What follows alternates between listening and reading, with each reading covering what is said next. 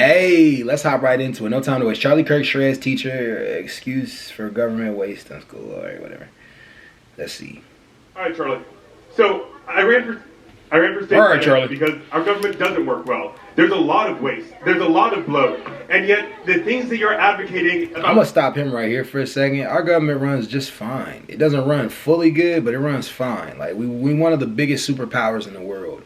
Like, our government had to have been doing something right for decades for us to become the biggest superpower in the world. It's just how can we maintain our power, right? That's what it is. I don't know why everybody... There are flaws, though. There are flaws, but I don't think it's fully bad. And I think that's another, like, propaganda tool that people keep talking about. The cynicism within the government. Going against are what help people. Everybody's here because they support freedom. Because as you say, you want a freer market, you want a freer place. And yet these policies like destroying the Department of Education, which I'm a teacher for, hurts our ability to take power in the marketplace. It just adds to the few rich people owning all of us. Right now in America, the top 0.01% have an average $600 million of wealth. The bottom half have an average $7,000. And by destroying the Department of Education, the Center for Budget of the Consumer Protection Bureau, that is actively helping those rich people take all of our money. Prove me wrong. Okay, so Trump's been president for 6 weeks. Sure. Right? So we had an oligarchy as Donald Trump was becoming president. Yes. We had all these agencies. How did they prevent the oligarchy? They didn't. No, we have a bad oligarchy, but Trump is increasing our oligarchy. For those of you who don't know what an oligarchy is, it's a system of government that is controlled by the wealthy. It's all systems of government, damn near. The people who have the most money can play the biggest in politics. It's always how it is, and that's always how it will be. It's just, will the people who have the biggest money, who have the biggest play in the politics, actually be for the people? That's the conversation that's underlined that we don't want to talk about. Jeff Bezos, he had Tim Cook, he had the richest people on the earth who have more money than the bottom half of the country combined sitting right behind him. And Elon Musk is helping those regulations get destroyed so they can take even more power. As an attendee. But let's go through one by one. And they donated to it. So let's go one by one. Sure. Let's first go to the Department of Education. So the Department of Education, which I'm guessing you're in favor of, like $47 million going to improving learning outcomes in Asia? Yeah, okay. Because helping other people helps us. I'm a teacher. When other people don't match our economy, when they can't participate in it, everybody's hurt by that. So I do have a question though.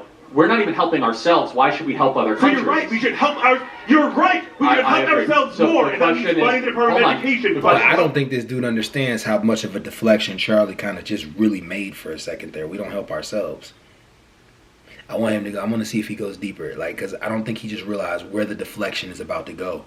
Like, it's a huge deflection. Because there is a very simplistic way that we can help ourselves. Taxing the rich. It's just proven by all Democrats that have been in office. We've made more money off taxing the wealthy than we had off taxing the citizens.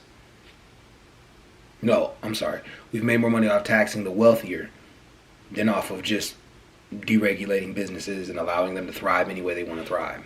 That's supply side economics, but we can talk about it.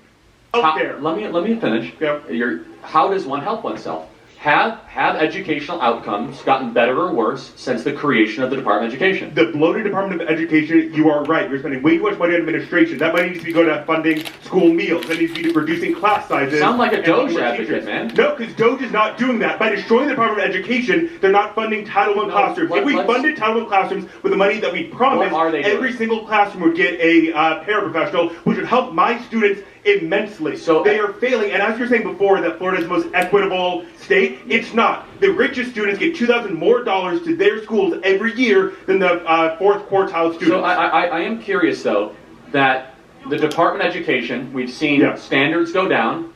They want to send it back to the states. By definition, we have the Department of Education. 11 million people are in education like yourself. 11 million of them. 6.7 million are administrators. 6.7 million are administrators. Can we agree we should fire most of those administrators? Hold on, before he goes, I want y'all to understand something that's another good... I don't know if this dude does this purposefully or maybe he just doesn't know this. But the Department of Education does not regulate everything that happens with the schooling. The state's already regulated. That's why, like, I was always wondering, like, when people talk about that pivot, that it went to the states, it's already been with the states. The states decide the curriculums. The Department of Education just prevents things from civil rights acts going haywire, like things like violating people's civil rights within the schooling districts. That's what the Department of Education was strictly set up for, and strictly does to a degree. I said to a degree, but no, the states already dictate what happens. That's why I'm really confused when people say, like, pass it back to the states. It already is. It would. Look, I can't say that because I don't know what those administrators do. I think we have way too much money. Hold on, you're a teacher. Time out. I got to interrupt you. Are you a teacher? Yeah. What do the administrators in your school do?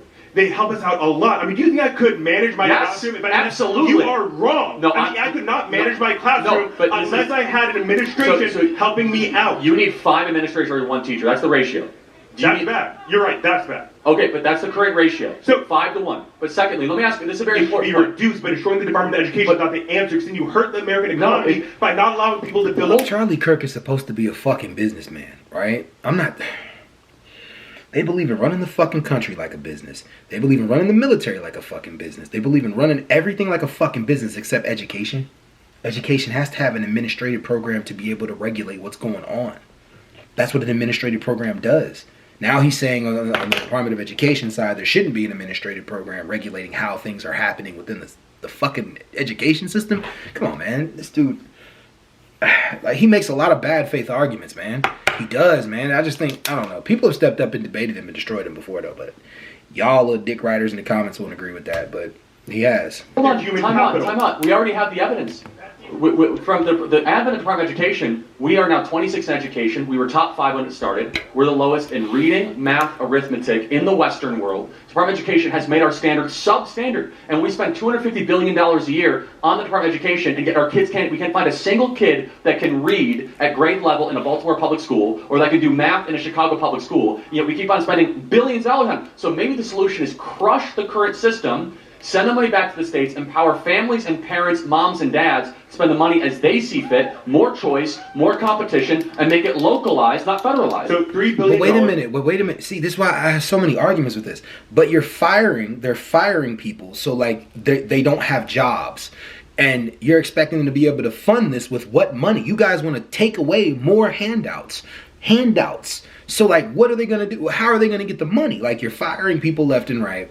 Then now you're expecting to pass it back to the states. I don't know, man. It's weird. It's weird. But then again, I'm not saying I'm for the Department of Education fully. You know, I am kind of to a degree when it comes to civil rights things. But when it comes to like funding and shit like that, I'm at an iffy area with this. How would they do that? How would you pass would you just give the money to the state and let the state do what they want to do with it? I don't know. I mean, I don't know. I guess they haven't figured out, though, because I'm gonna look into this a little more. Because it's actually pretty interesting how they would do it. The public education system and give it directly to the people who can already afford a private education. For what reason? To help people get their private education. Okay. The problem is there also weren't restrictions on that to limit what the private schools could raise their tuition by. You're totally wrong. I got what you're saying. What you're saying, though, well, it's because show me the facts. It's their taxpayer dollars that are coming back as a refund, right? It's also the public taxpayer dollars that put their public money and they were given back to private individuals and they go to the public system. It's their own money that's coming back. Rich people stealing our tax dollars. Hold on, it's easy to say like the rich people. Yeah. Right? The 75% of the money. How do you define rich, by the way? How much money a year is rich? If you can afford a private education, which is anywhere from $15,000 to $40,000 a year, you are rich. And 75% of the money going. What? Private and 75% of the money go. Half of all Americans are living paycheck to paycheck. If you can afford $40,000, you're richer than most people. Now, 75%. 75% of the money that is going from the public education system into the private system is going to those who can already afford private education. What is the #1 predictor of student success? How many years a teacher has been an educator? Yeah, actually the quality of this teacher. So can we agree at least, because we'll not agree on everything, that we should be able to fire teachers at will? At will is, what do you mean at will? For what cause? Damn. If you're a bad teacher. What do you mean by bad teacher? I mean, you're on the line. What do you mean by bad teacher? Yeah. That's a good question. Because that's where we draw the fucking line. That's what the Department of Education is there to protect. teachers' jobs. That part too. You know, you can't just fire them at will just because you don't like the curriculum or what they're trying to teach. Like, no, you shouldn't be able to do that. No. Someone who doesn't look. But, however, though, maybe it would help. I don't know. I'm on the fence with that. Because maybe it would help. Some of their students is not good at what they do. Graded by other teachers. For cause, not at will. Yes, we should fire teachers for cause. Do we have too many teachers or not enough teachers? In Hillsborough County alone, we're missing 1,200. Across the state of Florida, we need better. That's 50,000 students without an educator. If I'm not mistaken, Florida is in the top 5, if not the number 1, on educational outcomes for students, right? On them passing, not actual outcomes. On them passing. So that's number 1 in the country, I think, though, right? And it was like number 30 or 40 back before school choice was. It is. So He's right. I'm just curious at your complaint here, but it's fine. Let's just kind of go back to the thing. We'll go to the next question. Sure. The Department of Education. Why should the federal government have any role in education? Because spending that money on helping people helps the entire economy. That's not where the money's going. I have an answer. To make sure things are happening exactly the way that they're supposed to happen. To make sure the money is regulated properly to each district the way it's supposed to be. To make sure that people are getting proper educations the way they need to get the educations. The problem with the administrative side of it is that there's too many opinions. And, like, there's not enough people to be able to just make a decision. And when I thought Trump came in, I didn't know he was going to dismantle the Department of Education. I thought he was more likely going to regulate it a little better. But, I don't know, I guess dismantling for some reason, like, oh, my God, Republicans come in and smash. Years down the line, we end up seeing the problems with the things they smash, and then Democrats have to come in and fix it. That's how the fucking shit always seems to go. Helping people helps the entire economy. How has that worked? When you let people fall through the cracks, it destroys our economy. It's more expensive. When you take away the Consumer Protection Bureau, that helps $16 billion of scams go back to the American people, that helps our economy because then they can take place in the marketplace. What you're advocating for is to reduce the things that push people into the marketplace, to increase the barriers, and to destroy the freedom of our marketplace. Exactly. Again, you have not answered the question. Let's just reiterate it. Department of Education. He just fucking ignored that point that he just made, but he's right. That is exactly what, in a sense, he's advocating for. But I see both sides of the argument. I do. I see both sides of it. That answer got started in 1979. We started the same sort of nice-sounding stuff we started to do over the last 35, 40 years. And we have the lowest standards ever had. We have childhood poverty all over the place. We have broken public schools because spending money from D.C. does not solve the problem. Empowering parents does. So parental agency is the solution, not bureaucratic empowerment. Spending money on the federal. Gotta get to the next one. 1 second. The federal government spending money based solely on tests hurts people.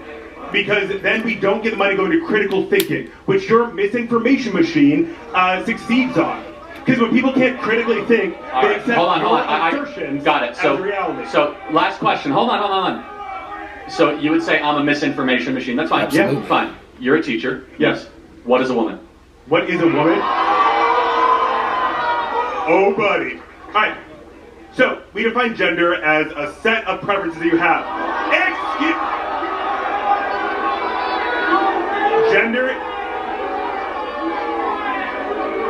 Gender is a set of preferences we have.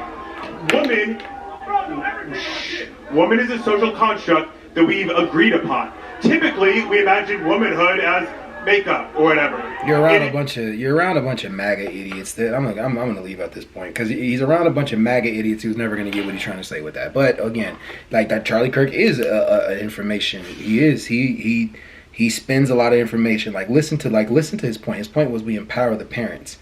I would have wanted him to elaborate. What do you mean? Because you guys don't believe in handouts. You believe in rolling back on Medicaid. You believe in rolling back on Section 8. You believe in rolling back on all the government handouts because we need to reduce spending. We need to reduce the spending of the government. But how are you helping? How are you empowering parents? Them being able to fire a teacher just because he talks about critical race theory? Or he gives them a book about something that has to do with gay people, you know? Is that the empowerment? Okay, cool. But is the education system going to be better? It's been dwindling long before all these premises started coming into the education system. So I don't know. Anyways, but I'm out, y'all. Peace.